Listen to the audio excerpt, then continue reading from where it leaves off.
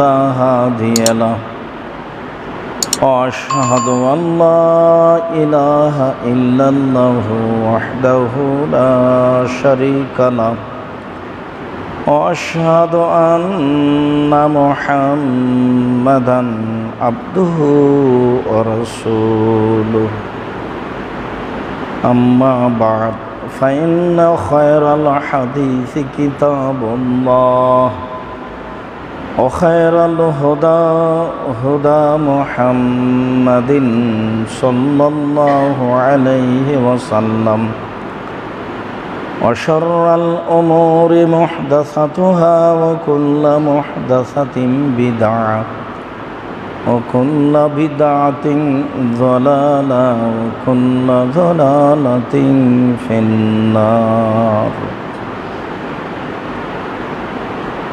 أعوذ بالله من الشيطان الرجيم. قد أفلح المؤمنون الذين هم في صلاتهم خاشعون.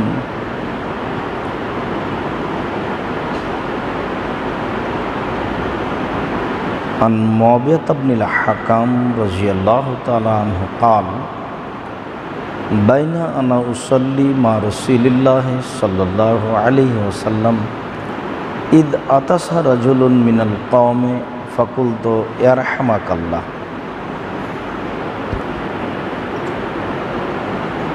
فرماني بأبصارهم فقلت وَثَلَكَ يَا أُمَّهُ أَوْ أُمِّيَّةٌ مَا شَأْنُكُمْ تَنْظُرُونَ إِلَيَّ فَجَعَلُوا يَضْرِبُونَ بِأَيْدِيهِمْ عَلَى أَكْفَادِهِمْ فَلَمَّا رَأَيْتُهُمْ يُصَمِّتُونَنِي لَكِنِّي سَكَتْتُ فَلَمَّا قَضَى رسول الله صلى الله عليه وسلم صلاته ما رأيت معلما قبله ولا بعده أحسن تعليما منه والله ما قهرني ولا ضربني ولا شتمني قال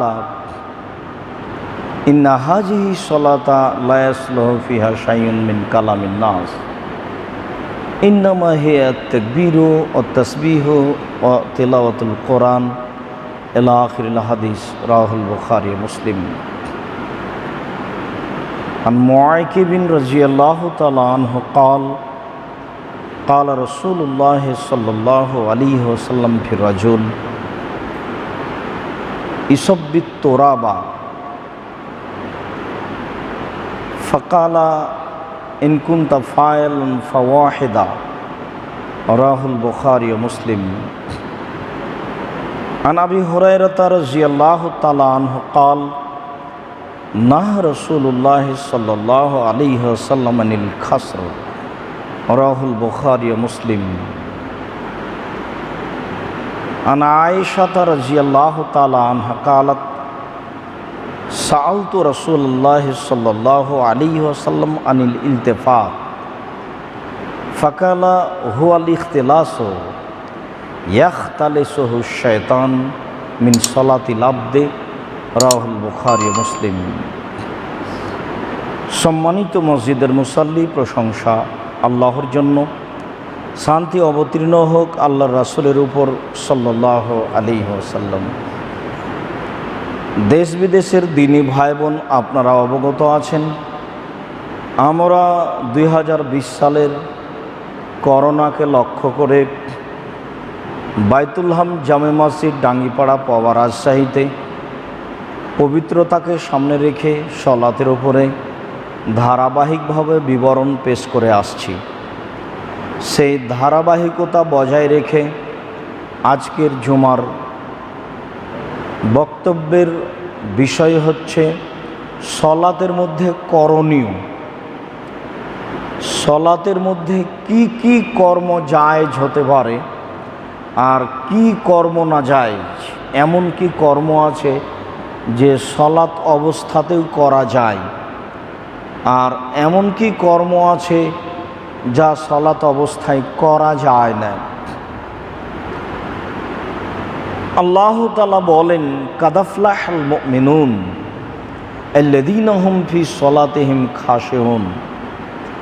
ওইসব সলাত আদায়কারী মোমেন পুরুষ নারী সফল হলো যারা ভয় ভীতি নিয়ে সলাত আদায় করলো। তাহলে সলাতের মধ্যে একটা ভয় ভীতি থাকতে হবে, তাহলে মানুষ সলাত আদায় করে সফল হবে। রাসূল সাল্লাল্লাহু আলাইহি ওয়াসাল্লাম এটাও বলেন, মান তাওয়াদ্দা ফাহসানাল ওযুয়া, কোনো ব্যক্তি যদি সুন্দর করে অজু করে, 2 রাকাত সালাত আদায় করে, মুকবিলান আলাইহিমা বিকালবিহি ওয়াজহিহি, মনে প্রাণে ভয় ভীতি নিয়ে, ওয়াজাবাত লাহুল জান্নাহ, তার জন্য জান্নাত জরুরি। তাহলে সলাতের একটা অবস্থা হচ্ছে মনে প্রাণে একটা ভয় ভীতি থাকবে। ভয় ভীতি নিয়ে সলাত আদায় করলে সেই সলাত হবে মানুষের জন্য সফল হওয়ার মাধ্যম। রাসূল সাল্লাল্লাহু আলাইহি ওয়াসাল্লাম বলেন, যে ব্যক্তি সুন্দর করে ওযু করলো, 2 রাকাত সালাত আদায় করলো, 2 রাকাত সালাতে মনে মনে কথা বলল না, ওয়াজাবাত লাহুল জান্নাহ, তার জন্য জান্নাত জরুরি হয়ে গেল। তাহলে বোঝা যাচ্ছে যে সলাতের একটা অবস্থা আছে। মনে মনে অহেতুক পরিকল্পনা করলে ওই সলাত দিয়ে জান্নাত জরুরি হবে না। প্রাণপণে চেষ্টা করতে হবে ভিতরে যেসব কথা জাগে এগুলো যেন না আসে, আসলেও নাউযুবিল্লাহি মিন যালিক বলে, এ থেকে আমি আল্লাহর কাছে আশ্রয় চাচ্ছি, এই বলে তার থেকে দূরে থাকার চেষ্টা করতে হবে। তাহলেই মানুষ সলাত আদায় করে সফলতা অর্জন করতে পারবে। সেই সলাতের বিনিময়ে সেই হবে সফল মানুষ। রাসূল সাল্লাল্লাহু আলাইহি ওয়াসাল্লাম অবশ্য সলাতকে 3 ভাগে ভাগ করেছেন। তিনি বলেছেন, আত-তাহুরু সুলুসুন, অজু হচ্ছে 3 ভাগের 1 ভাগ, রুকু সুলুসুন, রুকু হচ্ছে 3 ভাগের 1 ভাগ, সুজুদ সুলুসুন, সিজদা হচ্ছে 3 ভাগের 1 ভাগ। ফামান আদাহা বিহাক্কিহা, কেউ যদি এগুলি ঠিক ঠিক আদায় করে তাহলে কবেলাত সলাতহু, তাহলে তার সলাত কবুল করা হবে, আর অন্য অন্য আমল কবুল করা হবে। আর এইগুলি যদিও ঠিক ঠিক আদায় না করতে পারে তাহলে রুদ্দাত আলাইহি সলাতহু, তাহলে তার সলাত তার উপরে প্রত্যাখ্যান করা হবে, বাতিল হবে, তা কবুল হবে না। আল্লাহ তাআলা বলেন, কাদ আফলাহাল মুমিনুন, ওই মুমিন সফল হলো, আল্লাযীনা হুম ফি সলাতিহিম খাশিউন, যারা ভয় ভীতি নিয়ে সলাত আদায় করলো। কিছু বিবরণ সলাতের মধ্যে করণীয় না করা। মুআবিয়া ইবনে হাকাম রাদিয়াল্লাহু তাআলা আনহু বলেন, বাইনা আনা উসাল্লি মা রাসূলিল্লাহ সাল্লাল্লাহু আলাইহি সাল্লাম, একদা আমি রাসূলের সাথে সলাত আদায় করছিলাম। আমরা যেভাবে করি এরকমই তার নিজস্ব বিবরণ। আমি একদা রাসূলের সাথে সলাত আদায় করছিলাম। ইদ আতাশা রাজুলুন মিনাল কওমে, তো অনেক মুসল্লি আছি, তার একজন লোকের হাঁচি আসলো সলাতের মধ্যে। ফাকুল, তো আমি বললাম, ইয়ারহামাকাল্লাহ, আল্লাহ আপনার প্রতি দয়া করুক, এইটা আমি বলে ফেললাম। ফারামানিল কওমু বিআবসারিহিম, দেখি মানুষেরা আমাকে চোখের আঘাত করছে, আমাকে চোখ দেখাচ্ছে, মানে বলছে করো কি তুমি? আরে তুমি সলাতে কেন বললে ইয়ারহামাকাল্লাহ? মানুষেরা আমাকে চোখ দেখালো কঠিনভাবে। আমি বললাম তোমাদের মা হারিয়ে যাক, মা শানুকুম তানজুরুনা ইলাইয়া, তোমাদের কি হয়েছে, তোমরা আমাকে এইভাবে বাঁকা চোখে দেখছো কেন? আমি এটা বলে ফেললাম সলাতের মধ্যেই, মা শানুকুম, তোমাদের কি হয়েছে, তানজুরুনা ইলাইয়া, এইভাবে আমাকে বাঁকা চোখে দেখছো কেন? তো তারা মুখে কথা না বলে ফাজ্জালু ইয়াদরিবুনা বিআইদিহিম আলা আফকাজিহিম, ওরা নিজেরা নিজের উরু রানের উপরে আঘাত মারতে লাগলো হাত দিয়ে। আমি যখন মুখে বললাম যে বাঁকা চোখে দেখো কেন, তো ওরা তখন মুখে কথা না বলে হাত উরু রানের উপরে মেরে আঘাত করতে লাগলো। ফালাম্মা রাআইতুহুম ইসাম্মিতুনানি, আমি এখন বুঝলাম যে ওরা আমাকে চুপ থাকতে বলছে। এইভাবে উরু রানের উপরে আঘাত করে বলছে করো কি তুমি, আবার কথা বলছো, চুপ থাকো, এইটা আমি বুঝলাম। লাকিন্নি সাকাত্তু, এবার আমি চুপ হয়ে গেলাম। রাসূল সাল্লাল্লাহু আলাইহি ওয়াসাল্লাম সালাত শেষ করলেন। মা রাআইতু মুআল্লিমান কাবলাহু ওয়ালা বাদাহু আহসানা তালিমান মিনহু, আমার জীবনে আমি এত ভালো, এত ভদ্র, এত নম্র শিক্ষক দেখিনি। শিখিয়ে দেওয়ার শিক্ষক এত ভদ্র, এত নম্র, এত সুন্দর আমি দেখিনি। আল্লাহে, আল্লাহর কসম, আমি মুআবিয়া ইবনে হাকাম আল্লাহর কসম করে বলছি, আল্লাহর কসম, মা কাহারানি ওয়ালা জারাবানি ওয়ালা শাতামানি, তিনি আমাকে ধমক দিলেন না, তিনি আমাকে মারলেন না, তিনি আমাকে গালিও দিলেন না। কালা, তিনি বললেন, ইন্না হাদিহিস সালাত লা ইয়াসলুহু ফিহা শাইউন মিন কালামিন নাস, এটার নাম হচ্ছে সলাত, এই সলাতে মানুষের কথা চলে না। তুমি যখন বলেছ ইয়ারহামাকাল্লাহ, তখন তুমি মানুষের সাথে কথা বলেছ। এইটা সলাত, এই সলাতে মানুষের সাথে কথা বল চলে না। ইন্নামা, নিশ্চয়ই এইটা হচ্ছে আত-তাসবিহ ওয়াত তাকবীর ওয়া কিরাআতুল কোরআনে, এখানে আছে তাসবিহ, এখানে আছে তাকবীর, এখানে আছে তেলাওয়াত। এই তিনটার সমন্বয়ে সলাত। সলাতে মানুষের কথা চলে না। তাহলে একজনের হাঁচিতে এ উত্তর দিয়েছিল। এইবার চলেন মুতাররিফ ইবনে আব্দুল্লাহ ইবনে সিক্ষিরানা বিয়ে, মুতাররিফ ইবনে আব্দুল্লাহ তার পিতার মধ্যস্থতায় তার দাদা থেকে বর্ণনা করেন। অন্য এক বর্ণনায় এসেছে রেফা ইবনে রাফে রাদিয়াল্লাহু তাআলা আনহু বলেন,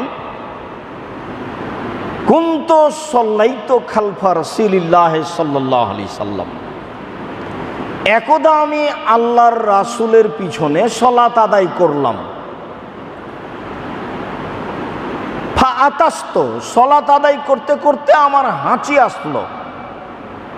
যখন হাঁচি আসলো, ফাকুলতু, আমি বলে ফেললাম, আলহামদুলিল্লাহ হামদান কাসীরান তাইয়িবান মুবারাকান ফিহে মুবারাকান আলাইহে।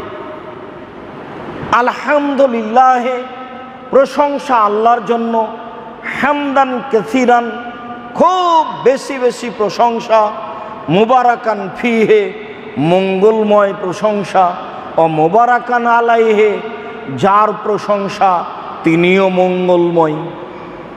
মঙ্গলময় সত্তার প্রশংসা, মঙ্গলময় প্রশংসা, খুব বেশি বেশি প্রশংসা, প্রশংসা আল্লাহর জন্য। ফালাম্মা ইনসারাফা রাসূলুল্লাহ সাল্লাল্লাহু আলাইহি সাল্লাম মিন সালাতিহি, এইবার যখন আল্লাহ রাসূল সালাত শেষ করলেন, সালাত শেষ করে বলছেন, মানিল মুতাকাল্লিম ফি সালাতে, সলাতের মধ্যে কে কথা বলল? ফালাম ইয়াতাকাল্লাম আহাদুন, কেউ কথা বলল না, চুপ থাকলো। কালাহা সানিয়ে, দ্বিতীয়বার বললেন মানিল মুতাকাল্লিম, কে কথা বলল? কেউ সাড়া দিল না, সবাই চুপ থাকলো। ফাকালাহা সালিসা, তৃতীয়বার আল্লাহর নবী বললেন মানিল মুতাকাল্লিম, কে সলাতের মধ্যে কথা বলল? তখন আমি বললাম যে আমি রেফা ইবনে রাফে, আমি বলেছি। তখন রাসূল সাল্লাল্লাহু আলাইহি সাল্লাম বলছেন, শোনো, আল্লাজি নাফসি বিয়াদিহি, আল্লাহর কসম করে আমি বলছি, আমি মুহাম্মদ সাল্লাল্লাহু আলাইহি সাল্লাম আল্লাহর কসম করে বলছি, ইবতাদারাহা বিজাতু সালাসিনা মালায়েকা ইয়াসআদুহা বেহা, তোমার এই কালেমার নেকি উপরে নিয়ে যাওয়ার জন্য 30 জনের অধিক, প্রায় 39 জন ফেরেশতা তাড়াহুড়া করছে, ব্যস্ত হয়ে গেছে তোমার এই কালেমার নেকি উপরে নিয়ে যাওয়ার জন্য। এইবার তার নিজের হাঁচি এসেছিল, সে বলেছিল আলহামদুলিল্লাহ হামদান কাসিরান তাইয়িবান মুবারাকান ফি মুবারাকান আলাইহি। তখন আল্লাহ রাসূল বললেন, শোনো, আমি কসম করে বলছি, তোমার এই দুয়ার, এই কালেমার নেকি উপরে নিয়ে যাবে আল্লাহর কাছে, এই জন্য 30 জনের অধিক, প্রায় 39 জন ফেরেশতা তাড়াহুড়া করছেন কে নিয়ে যাবে। আগের বারে বললেন এইটা সলাত, এই সলাতের মধ্যে মানুষের কথা চলে না, আর এইবার বলছেন 30 জনের অধিক ফেরেশতা এই কালেমার নেকি নিয়ে যাওয়ার জন্য তাড়াহুড়া করছেন। তাহলে দুইটার মধ্যে পার্থক্য কি? আগেরটা ছিল আর একজনের উত্তর, আর পরেরটা নিজেই বলেছেন কারো উত্তর ছিল না। তাহলে বোঝা যাচ্ছে যে হাঁচি আসলে উত্তর দেওয়া জরুরি, এমনকি সলাতের মধ্যেও জরুরি। নিজের হাঁচির নিজে উত্তর দিবে, কেউ কারো হাঁচির উত্তর দিবে না। কেউ কারো যদি হাঁচির উত্তর দেয় তাহলে তা হয়ে যাবে মানুষের কথা। এইখানে আরেকটি কথা বলেনি, একদা পল্লীর বেদুইন মানুষ মসজিদে এসে পেশাব করতে আরম্ভ করলো। সাহাবীগণ ধমকাতে লাগলেন। রাসূল সাল্লাল্লাহু আলাইহি সাল্লাম বললেন, ফাদাউহ অফিরাতিন ফালা তুজরিমুহ, এই থামো, ওকে ধমকায়ও না, ওকে পেশাব করতে দাও। পেশাব করা হলো। যারা সাহাবী সাথে ছিলেন, ওমর আবু বকর সিদ্দিকের মতো মানুষকে বললেন, যাও বালতিতে করে পানি নিয়ে এসে পেশাবের উপরে ঢেলে দাও। আর লোকটিকে বললেন, ইন্না হাজিহি মসজিদ লা ইয়াসলু ফিহা আল কাদার, এই মসজিদে অপছন্দ যায় কিছু চলে না। ইন্নামা ইয়াসলু ফিহি আত-তাকবীর আত-তাযকির ওয়া তিলাওয়াত আই কিরাতুল কোরআন, এখানে চলে তাকবীর, এখানে চলে জিকির, এখানে চলে কোরআন তেলাওয়াত। দুইটা হাদিসের সমন্বয়ে বলা হয়েছে মানুষ নিজের ভাষাতেও আল্লাহর কাছে দোয়া প্রার্থনা করতে পারবে না, সেটাও মানুষের কথা বলে গণ্য হয়ে যাবে। সারা পৃথিবীর কোনো মানুষ স্ব ভাষায় সলাতের মধ্যে সিজদায় কোনো দোয়া করতে পাবে না। সেই কালে ইমাম আবু হানিফা রাহিমাহুল্লাহর পক্ষ থেকে ফার্সি ভাষাতে সলাত আদায় চলবে কি না এরকম একটা কথা এসেছিল, সেটাকেও নাকচ করা হয়েছে। মানে সলাতে মানুষ নিজস্ব ভাষা প্রয়োগ করতে পারে না। রাসূল সাল্লাল্লাহু আলাইহি সাল্লামের দোয়াটি বলতে পারে যখন তার নিজের জন্য। এছাড়া সলাতের মধ্যে মসজিদে এমন কিছু কর্ম চলে না। আবারও স্পষ্ট করি, আর একজনের জবাব দিতে সলাতের মধ্যে নিষেধ করা হলো। জবাব ছিল ইয়ারহামাকাল্লাহ। কেউ যদি বলে হাঁচির পরে আলহামদুলিল্লাহ, তখন আপনি শুনে বলবেন ইয়ারহামাকাল্লাহ, আল্লাহ আপনার প্রতি দয়া করুক। সে তখন আবার বলবে ইয়াহদিকুমুল্লাহ ইসলেহ বা আলাকুম, আল্লাহ আপনাকে হেদায়েত করুক আর আল্লাহ আপনার অবস্থাকে ভালো করুক। এক হাঁচিকে লক্ষ্য করে এইভাবে বিধান দিয়েছেন মুহাম্মদ সাল্লাল্লাহু আলাইহি সাল্লাম। বলছিলাম হাঁচি আসলে নিজে নিজে উত্তর দিতে পাবো, তবে আর একজনের উত্তর গ্রহণ করতে পাবো না, দিতে পাবো না। দিলেই তা মানুষের কথা বলে গণ্য হবে। তাহলে এই কাজ নিজের জন্য চলল সলাতের মধ্যে, অন্যের জন্য বাতিল বলে গণ্য হলো।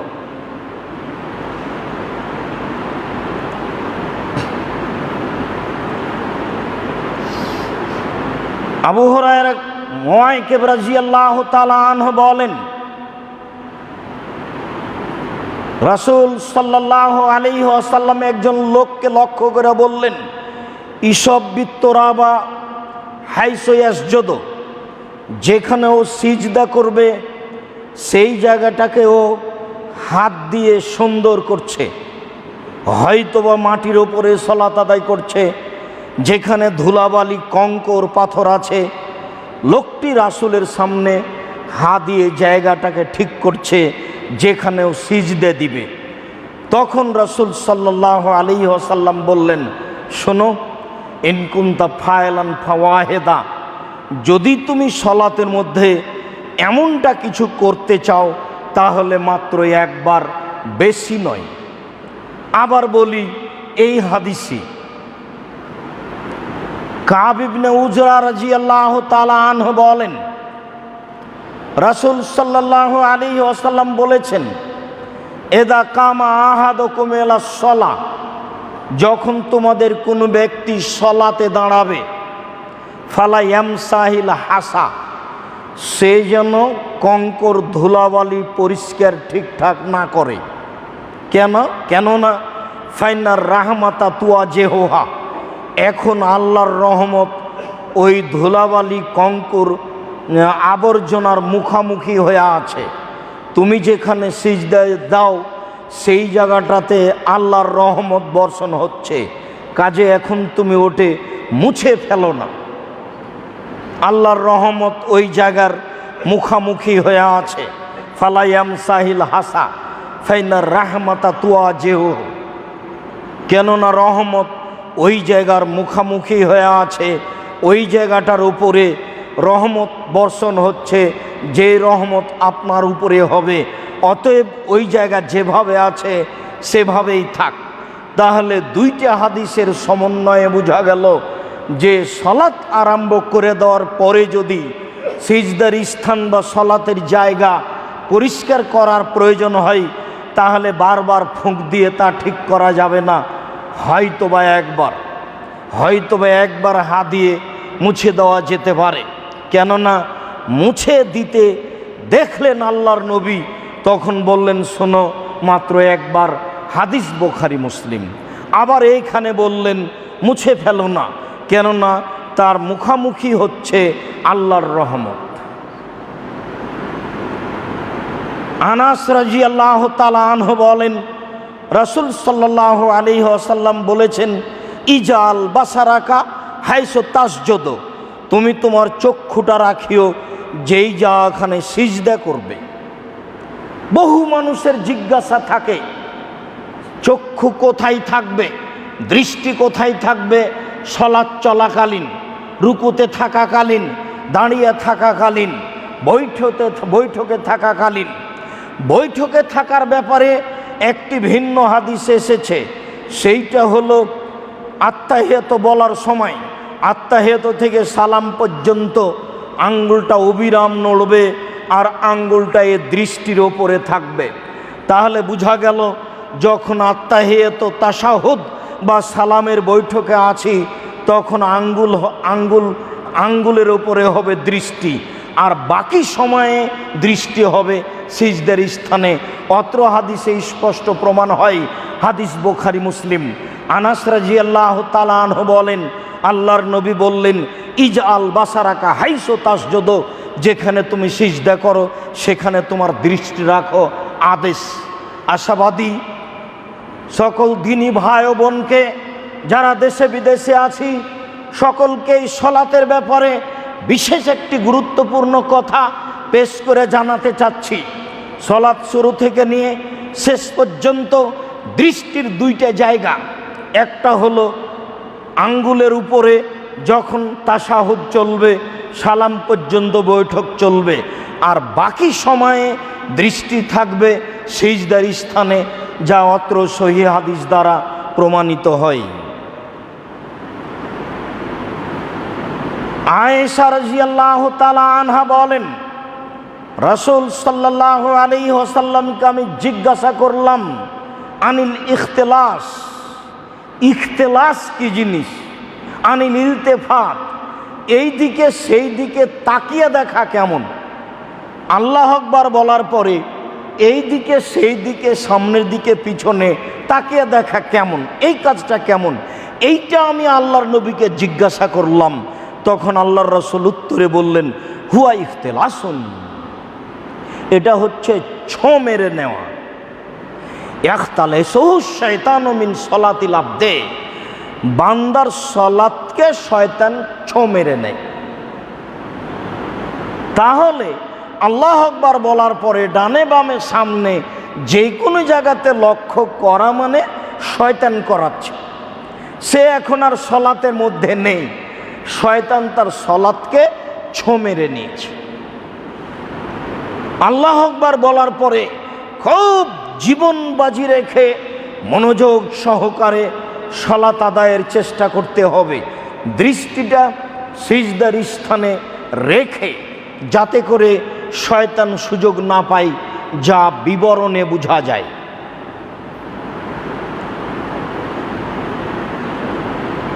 আবু হুরায়রা রাদিয়াল্লাহু তাআলা আনহু বলেন, রাসূল সাল্লাল্লাহু আলাইহি সাল্লাম নাহা রাসূলুল্লাহ সাল্লাল্লাহু আলাইহি খাসরে, রাসূল সাল্লাল্লাহু আলাইহি সাল্লাম সালাত অবস্থায় কোমরে হাত দিতে নিষেধ করেছেন, কোমরে হাত রাখতে নিষেধ করেছেন।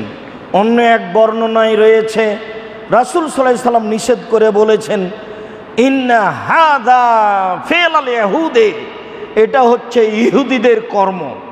ইহুদিরা যখন ইবাদত করে তখন কোমরে হাত রাখে। অন্য এক হাসান পর্যায়ের হাদিসে এসেছে যে হাজিহি রাহাত আহলিন নারে, এইটা হচ্ছে জাহান্নামীদের একটা তৃপ্তি নেওয়ার অবস্থা, শান্তি আরাম নেওয়ার অবস্থা। সব সময় জাহান্নামে আছে, কোনো সময় এরকম করে দাঁড়ানো মানে একটু আরাম নিচ্ছে, এইটা হলো অবস্থা। এইভাবে দাঁড়ানো মূলত ঠিক নয়, কেননা ইহুদিদের কর্ম সলাতে, আর সলাতে মোটেই ঠিক নয় কোনো সময় যেন সলাত চলাকালীন কোমরে দুই হাত বা এক হাত না যায়, যা রাসূল সাল্লাল্লাহু আলাইহি সাল্লাম কঠোরভাবে নিষেধ করেছেন। কাতাদা রাদিয়াল্লাহু তাআলা আনহু বলেন, রাসূল সাল্লাল্লাহু আলাইহি ওয়াসাল্লাম ইয়াউমুন নাসা, জনগণের ইমামতি করছিলেন। দেখলাম তাকে যে উমামাত বিনত আবিলাস আলা থেকেই, আবুলাসের মেয়ে উমামাকে কাঁধে নিয়ে আছেন। ফাইদা রাকা ওয়াজাহা, যখন তিনি রুকুতে যাচ্ছেন তখন বাচ্চাটাকে রেখে দিচ্ছেন। ওয়াইদা রাফা মিনাস সুজুদে হামালাহা ওয়া আদাহা, যখন আবার সিজদে থেকে উঠছেন তখন বাচ্চাকে কোলে নিয়ে নিচ্ছেন। তাহলে বোঝা যাচ্ছে যে ছোট বাচ্চা বা আদরের বাচ্চা বা এরকম কোনো জরুরি প্রয়োজনীয় কর্ম সালাতের মধ্যে করা যায়। হাদিস বুখারী মুসলিম। আমি আল্লাহর নবীকে দেখলাম যে আবুল আসের মেয়ে ওমামাকে কোলে নিয়ে সালাত আদায় করছেন। যখন তিনি রুকুতে গেলেন তখন বাচ্চাকে রেখে দিলেন, আবার যখন সিজদা করে উঠলেন তখন বাচ্চা আবার কোলে নিয়ে নিলেন। বাচ্চা যদি এরকম সামনে আসে, নেওয়াও হয়, নিতেও হয়, তাহলে সলাতের কোনো সমস্যা হবে না, অত্র বিবরণে বোঝা যায়। আবু সাঈদ খুদরি রাদিয়াল্লাহু তাআলা আনহু বলেন, রাসূল সাল্লাল্লাহু আলাইহি ওয়াসাল্লাম বলেছেন, এজা তাসাবা আহাদুকুম ফালইয়াকজিম মাস্তাতাতা। শোনো, তোমাদের কারো যদি সলাতে হাই উঠে, তোমাদের কারো যদি সলাতে হাই উঠে, তাহলে সে যেন সম্ভবপর ঠেকানোর চেষ্টা করে। ফাইন্না শয়তানা ইয়াদখুলু, কেননা শয়তান ওই সময় মুখে ঢুকে যায়। ওয়াফি রিওয়ায়াতিন, অন্য এক বর্ণনায় এসেছে রাসূল সাল্লাল্লাহু আলাইহি সাল্লাম বলেন, এজা তাসাবা আহাদুকুম ফালইয়াকজিম মাস্তাতা, সেজন্য সম্ভবপর হাইকে ঠেকানোর চেষ্টা করে। কেন? ফাইন্নাহু মিনাশ শায়তান, নিশ্চয় হাই উঠে শয়তানের পক্ষ থেকে। ওয়া ইয়াদহাকু মিনহু, ওই সময়ও হাসে। ওয়ালা ইয়াকুল হা, তোমাদের কোনো ব্যক্তি যেন হাই যখন আসে তখন এইভাবে হা করে যেন মুখটাকে মেল না করে। আমরাও যেমন বলি হা করে হাই উঠাচ্ছে, রাসূল সাল্লাল্লাহু আলাইহি সাল্লাম আরবিতে ওই ভাষাটাই বলেছেন, ওয়ালা ইয়াকুল হা, হা যেন না করে। কেন? শয়তান ওই সময়ে হাসে। ওয়াল ইয়াজা ইয়াদাহু আলা ফামিহি, ওই সময়ে হাত যেন মুখের উপরে রেখে দেয়। সব আদেশবাচক শব্দ। সলাতের মধ্যে তো করা জরুরি, এমনি সময়ে করতে হবে। তাহলে বিবরণে অত্র কাজে 3টি কর্ম বোঝা গেল, 4টি। 1, হাই আসলে তাকে খুব প্রাণপণে ঠেকানোর চেষ্টা করতে হবে। 2, হাই আসে শয়তানের পক্ষ থেকে। 3, এই সময়ে শয়তান ভিতর মুখে ঢুকে যায়। 4, এই সময়ে শয়তান হাসে। 5, এই অবস্থাকে হাত দিয়ে ঠেকাতে হবে, তবে ডান হাত না বাম হাত, এমন কথা রাসূল সাল্লাল্লাহু আলাইহি সাল্লাম উল্লেখ করেননি। যা মুসাল্লির সহজ সম্ভব হবে সেভাবেই সে ঠেকানোর চেষ্টা করবে, বিবরণ এমনটাই বোঝা যায়। কাব ইবনে উজরা রাদিয়াল্লাহু তাআলা আনহু বলেন, রাসূল সাল্লাল্লাহু আলাইহি ওয়াসাল্লাম বলেছেন, এজা তাওয়াজ্জা আহাদুকুম ফালইহসিন ওযুহু, যখন তোমাদের কোনো ব্যক্তি অজু করবে সে যেন সুন্দর করে অজু করে। ফাখারাজা আমেদাল আল মসজিদ, তারপরে বের হয় মসজিদের দিকে।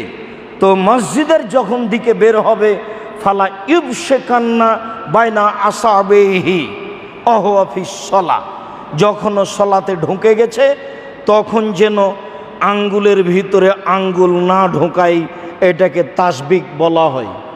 ওয়াফি রিওয়ায়াতিন ওয়ালা তারকা, সলাতের মধ্যে যেন আঙ্গুল না ফুটায়। তাহলে আল্লাহ আকবার থেকে নিয়ে সালাম পর্যন্ত আঙ্গুল ফুটানো নিষেধ। আল্লাহ আকবার থেকে নিয়ে সালাম পর্যন্ত আঙ্গুলের ভিতরে আঙ্গুল ঢোকানো নিষেধ। তাকবীর থেকে নিয়ে সালাম পর্যন্ত হাই উঠলে, হাই আসলে জোর করে তাকে ঠেকানোর চেষ্টা করতে হবে। তাকবীর থেকে সালাম পর্যন্ত কোনো এমন কর্ম করা হবে না, এই দিক ওই দিকে লক্ষ্য করা হবে না, যাতে শয়তান সুযোগ পেয়ে আমার সালাতটাকে ছোঁ মেরে নিয়ে চলে যাবে, যাতে আমি পূর্ণ নেকি পাবো না। এমন কর্ম থেকে বিরত থাকার চেষ্টা করতে হবে। আল্লাহ আমাদের তৌফিক দান করুক, আল্লাহুম্মা আমিন। আলহামদুলিল্লাহ ওয়াহদা ওয়াসসালাতু ওয়াসসালামু আলা মান লা নাবিয়্যা বাদা। আবু হুরায়রা রাদিয়াল্লাহু তাআলা আনহু বলেন, রাসূল সাল্লাল্লাহু আলাইহি ওয়াসাল্লাম বলেছেন, এজা কামা আহাদুকুম ইলা সালাহ, যখন তোমাদের কোনো ব্যক্তি সলাতে দাঁড়াবে, ফালা ইয়াবসুক আলা ইয়াদাইহি, সে যেন সামনের দিকে থুথু না ফেলে। ওয়ালা আন ইয়ামিনিহি, সে যেন ডান দিকে থুথু না ফেলে। অল ইয়াবসুক আন ইয়াসারিহি, সে যেন সম্ভব হলে বাম দিকে থুথু ফেলবে। আও আল ইয়াবসুক বাইনা কাদামাইহি, নইলে 2 পায়ের মাঝে থুথু ফেলবে। আও ইয়ামসাহু বিল মিন্দিল, অথবা রুমাল দিয়ে সেটাকে মুছে নিবে। তারপর আল্লাহ রাসূল নিজে হাতে অবস্থাটি দেখালেন। থুথু মুছে নিয়ে রুমালটা এইভাবে হাত দিয়ে নেড়ে নিবে। এখন তো টাইলস লাগানো মসজিদ, সামনের দিকে ফেলা নিষেধ, সলাতে এই কর্ম নিষেধ। ডান দিকে ফেলা নিষেধ, সামনের দিকে রহমত, ডান দিকে রহমত, মুসল্লি আছে, বাম দিকেও মুসল্লি আছে। তাহলে নিতান্তই ফেলা যাবে দুই পায়ের মাঝে। দুই পায়ের মাঝে ফেললেও টাইলস লাগানো মসজিদ, তাহলে পকেটে টিস্যু বা রুমাল রাখা হোক। শেষ বর্ণনা পৃথিবীর সবার জন্য চলবে কিয়ামত পর্যন্ত।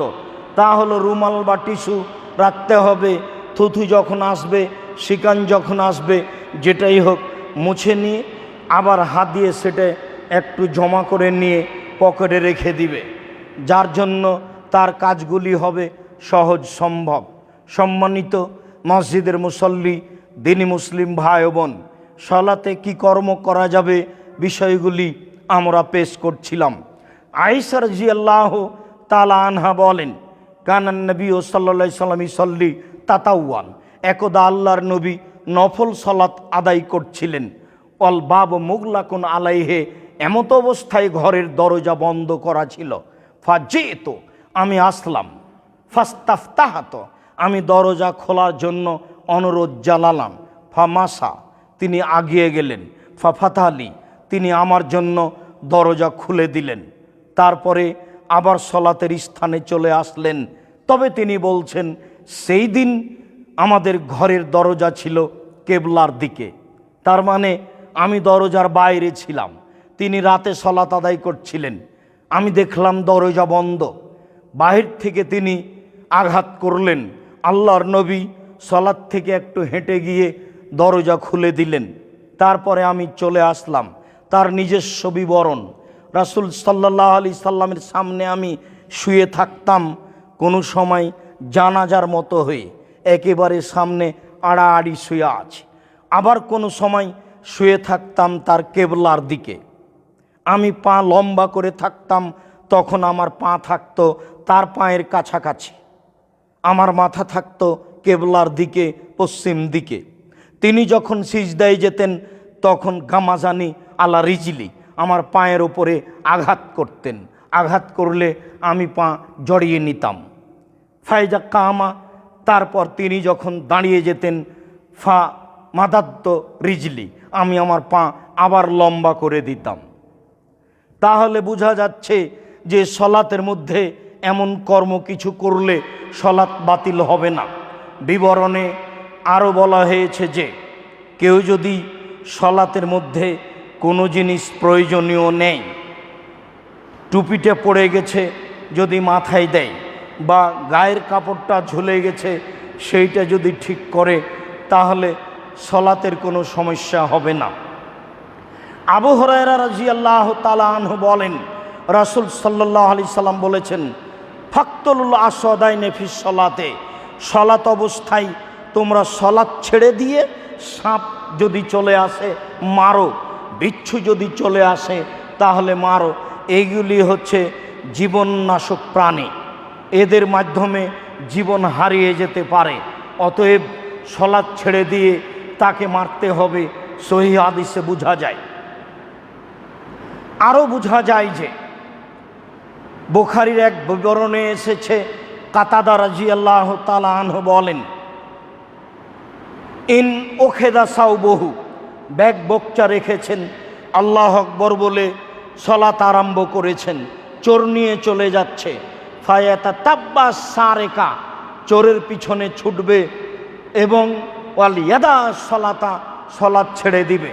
ইমাম বুখারী রাহিমাহুল্লাহ কাতাদা রাদিয়াল্লাহু তাআলা আনহুর আশার বিবরণ পেশ করে বলেন, যদি জিনিসপাতি চুরি হয়ে যায় তাহলে সলাত ছেড়ে দিয়ে সে জিনিস রক্ষা করা যায়, যেটা একান্তই জরুরি। সাপ দেখলে সলাত ছেড়ে মারা যায়, বিচ্ছু দেখলে সলাত ছেড়ে মারা যায়। চোর যদি চুরি করে তাহলে সলাত ছেড়ে তাকে ধরা যায়, বিবরণগুলিতে যা বোঝা যায়। সম্মানিত দ্বীনি মুসল্লি ভাই ও বোন, সলাত অবস্থায় আরও একটি গুরুত্বপূর্ণ বিবরণ বুখারী মুসলিমের। আল্লাহর নবী জুতা পায়ে দিয়ে সলাত আদায় করছিলেন, জুতাতে ময়লা ছিল। জিবরাইল এসে বললেন জুতা খুলেন, জুতাতে ময়লা আছে। আল্লাহর নবী জুতা খুলে দিলেন। সালাম ফিরার পরে দেখছেন সব সাহাবী জুতা খুলে দিয়েছেন। আল্লাহর নবী বললেন তোমরা জুতা খুলেছ কেন? সাহাবীগণ বললেন আপনাকে দেখলাম খুলতে তাই খুলেছি। আরে শোনো, জিবরাইল আমাকে বললেন জুতাতে ময়লা আছে তাই খুলে দিয়েছি, তোমাদের তো আর জুতাতে ময়লা নেই, তোমরা খুললে কেন? সম্মানিত দ্বীনি মুসলিম ভাই ও বোন, অত্র বুখারী মুসলিমের হাদিসে যেটা খুব জোরালো প্রমাণ হয়েছে সেটা হচ্ছে যে অনুগত, তারা কত অনুগত ছিলেন। দেখেছেন জুতা খুলতে, জিজ্ঞাসা করা প্রয়োজন মনে করেননি, জুতা খুলে দিয়েছেন। যদিচ ঘটনা এইটা যে রাসূলের জুতায় ময়লা ছিল তাই তিনি খুলে দিলেন। আমরা এই হাদিস কেন পেশ করলাম? বুখারী মুসলিমের এই হাদিস পেশ করে বলতে চাচ্ছি এমনটা কোনো জরুরি প্রয়োজন হয়ে গেলে আমরাও পায়ের জুতা খুলতে পারি, আমরা গায়ের চাদরটা একটু উঠিয়ে সাইডে ঠিক করতে পারি, এমনটা কিছু হতে পারে। বোঝা যাচ্ছে যে মোবাইল যদি চালু হয়ে যায়, আগেই কার একটু বোকামি ছিল তাকে বন্ধ করে সলাৎ শুরু করিনি, এখন যদি চলতেই থাকে সবার সলাৎ নষ্ট হবে, ব্যাঘাত ঘটবে, কণ্ঠ খুব কঠিন, তাহলে তাকে বন্ধ করে দেওয়া ভালো হবে। বিবরণগুলিকে সামনে রেখে এমনটা বলা যেতে পারে। সম্মানিত দ্বীনি ভাই বোন, অত্র হাদিসে আর একটি কথা খুব জোরালোভাবে মনে পড়ে গেল। বলছিলাম 2020 সালের লকডাউনকে সামনে রেখে 3 ফুট পর পর দাঁড়ানো জায়েজ হয় কি করে? প্রাচীরের মতো দাঁড়াতে হবে, ফাঁকা বন্ধ করে দাঁড়াতে হবে। মর্মে যত কঠোরতা এসেছে ধর্মের শরীয়তে, এত কঠোরতা আর কোনো বিষয়ে এসেছে বলে আমি আব্দুর রাজ্জাক বিন ইউসুফ অবগত নই। সাথে সাথে সারিবদ্ধ হয়ে প্রাচীরের মতো দাঁড়াতে হবে, এইটা হলো ইবাদত। পৃথিবীর কোনো মানুষের কথাই এর পরিবর্তন ঘটে না। কাবা ঘরে যদি কিয়ামত পর্যন্ত আর কোনো দিন মানুষ প্রাচীরের মতো না দাঁড়ায়, তবুও সেটা বৈধ বলে জায়েজ হবে না, বৈধ হওয়ার কোনো পথ নেই। কাবা ঘর দিয়ে ধর্ম চালু করা হয়নি। যিনি ধর্ম চালু করেছেন তার নাম মুহাম্মদ সাল্লাল্লাহু আলাইহি সাল্লাম। তিনি বলেছেন আমি দুনিয়া থেকে চলে যাচ্ছি, দুটো জিনিস রেখে গেলাম, কোরআন আর হাদিস। যতদিন ধরে থাকবে ততদিন সঠিক পথে থাকবে, যেদিনই অলসতা করবে ছেড়ে দিবে সেদিনই ভ্রান্ত পথে যাবে। পৃথিবীর কোনো ব্যক্তি, পৃথিবীর কোনো স্থান মানুষের জন্য ধর্ম হতে পারে না। ধর্ম মুহাম্মদ সাল্লাল্লাহু আলাইহি সাল্লাম যা বলেছেন সেটাই চূড়ান্ত ধর্ম। যা আল্লাহ তাআলা বলেছেন, নবী যা বলে তা তোমরা গ্রহণ করো, নবী যা নিষেধ করেন তা তোমরা বর্জন করো, এ কথা আল্লাহ বলেছেন। সম্মানিত দ্বীনি ভাই বোন, রাসূল সাল্লাল্লাহু আলাইহি সাল্লামকে মেনে চলার বিষয়টি বলতে গিয়ে যা বলছিলাম এখনও তাই স্পষ্ট করতে পারিনি। আর এক বাক্য এখানে বলে রাখি, দুই একটি বাক্য, সেটা হচ্ছে এই যে সাহাবীরা কত সতর্ক ছিলেন, কত সতর্ক ছিলেন, কত সতর্ক ছিলেন। জুতা খুলে দিয়েছেন তাই তারাও জুতা খুলে দিয়েছে।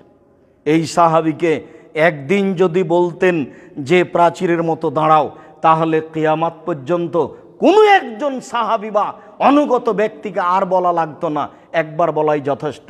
কিন্তু আল্লাহর নবী তার 23 বছরে যত অক্ত সালাত আদায় করেছেন তত অক্তেই সাহাবীর দিকে মুখ করে বলেছেন প্রাচীরের মতো দাঁড়ান, ফাঁকা বন্ধ করুন। এই বাক্য না বলে তিনি সালাত শুরু করেননি, অথচ সাহাবীরা এত সচেতন। আমি মনে হয় বুঝাতে পারলাম না, এত সচেতন ব্যক্তিকে এত বলা লাগে না।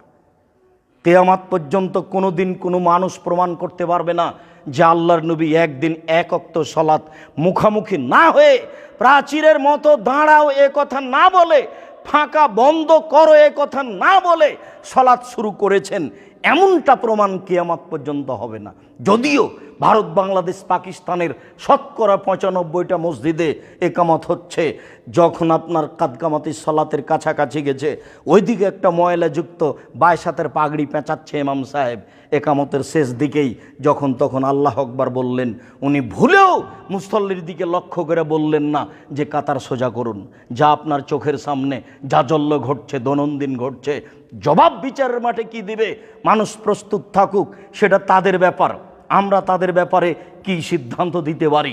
রাসূল সাল্লাল্লাহু আলাইহি সাল্লাম যা বলেছেন সেইটুকু বলে গেলাম। যার তাকদিরে যতটুকু আমল রয়েছে সেই ততটুকু করবে। তবে বিষয়টি এমনটাই যে রাসূল সাল্লাল্লাহু আলাইহি সাল্লামকে মেনে চললেই সফলতা রয়েছে, যদি মেনে না চলি তাহলে ধ্বংস রয়েছে, এ কথাই ঠিক। সম্মানিত দিনী ভাই বোন, রাসূল সাল্লাল্লাহু আলাইহি সাল্লাম আব্দুল্লাহ ইবনে আব্বাসের বিবরণে যা বোঝা যায় তিনি তা করলেন। আব্দুল্লাহ ইবনে আব্বাস বলছেন, আমি আমার খালার বাড়ি মাইমুনার বাড়ি বেড়াতে গেলাম। সেদিন ছিল রাসূলের রাত্রি মাইমুনার কাছে, আমার খালার কাছে। আমি আড়াআড়ি শুয়ে গেলাম বিছানায়, লম্বালম্বি না শুয়ে, আমি তো ছোট ছেলে, আড়াআড়ি শুয়ে গেলাম। তারা তখন কিভাবে শুইলেন তার বিবরণ আর নেই। দেখলাম আল্লাহর নবী ভররাত্রে উঠে চোখ দুটো আগে মুছলেন, বুখারী মুসলিমের বর্ণনা।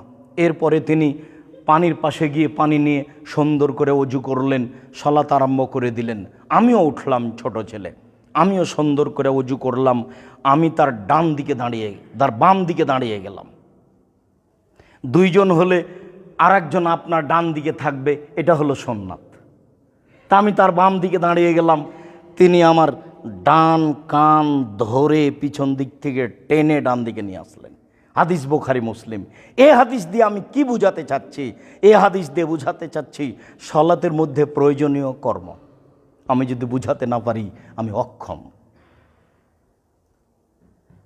আরও একটি বুখারী মুসলিমের বিবরণ আপনাকে বলি। সালাতের টাইম হয়ে গেছে, রাসূল সাল্লাল্লাহু আলাইহি সাল্লাম ওযু করে হাঁটা আরম্ভ করলেন, অজ্ঞান হয়ে গেলেন। যখন চেতনা ফিরল বললেন আয়েশাকে, সালাত কি শুরু হয়ে গেছে? না, আপনার তারা অপেক্ষা করছে।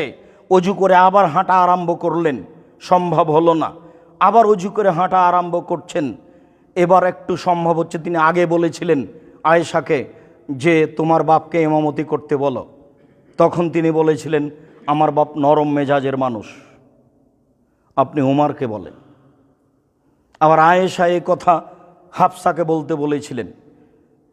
আয়েশা রাদিয়াল্লাহু তাআলা আনহা খুব চালাক মহিলা, বুদ্ধিমতী।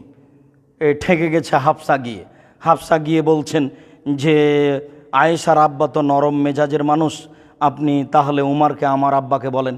হ্যাঁ, আমি যেটা বলছি সেটা করো। উমারকে বলিনি তো, আমি আবু বকর সিদ্দিককে ইমামতি করতে বলছি। সালাত শুরু হয়ে গেছে, আল্লাহ রাসূল চলে আসলেন, তখন তার চেতনা ফিরে গেছে। ফাইশিরু বিয়াদিহি, আল্লাহর নবী পাশে এসে হাত দিয়ে ইশারা করে বলছেন যে আবু বকর সিদ্দিক আপনি ইমাম অবস্থায় বহাল থাকেন। কিন্তু তিনি হাত উঁচু করে দেখালেন, জি না, আপনি যখন চলে এসেছেন তখন আমি ইমামতিতে থাকতে পারবো না। তাই তিনি ইমামের জায়গা ছেড়ে দিলেন। আল্লাহর নবী তার বাম পাশে এসে বসলেন। এবার আবু বকর সিদ্দিক হলেন মুক্তাদি, ডান দিকে দাঁড়িয়ে, আর ইমাম হলেন বাম দিকে বসে। তাহলে আল্লাহ রাসূল এখন ইমাম আর মুক্তাদি হলেন আবু বকর সিদ্দিক সহ আরও সবাই। সালাত চলাকালীন যদি ইমামের দুর্ঘটনা ঘটে তাহলে আর একজন ইমাম হয়ে যেতে পারে। সেই জন্য পাশের লোকগুলিকে একটু হুঁশিয়ার, বুদ্ধিমান, কোরআন মাজিদ বুঝে পড়তে পারে এরকম থাকতে হবে।